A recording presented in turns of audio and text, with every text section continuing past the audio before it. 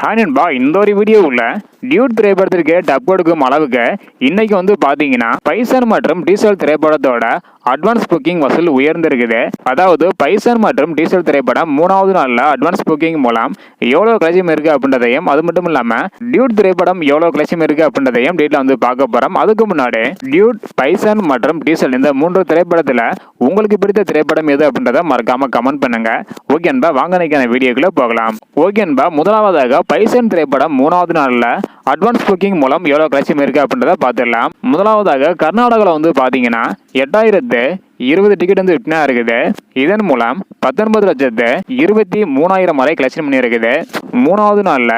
இதனை தொடர்ந்து தமிழகத்தில் 1271 ஷோ போகிறது உறுதியாக இருக்குது. 2,60,766 டிக்கெட் விற்பனை இருக்குது. இதன் மூலம் 4,10,00,000 வரையும் கலெக்ஷன் பண்ணி இருக்குது.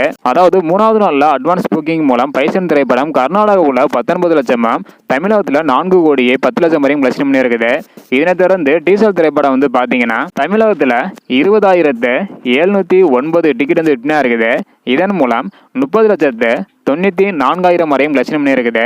கர்நாடகாவில் 1,60,000 வரை கலெக்ஷன் பண்ணி இருக்குது.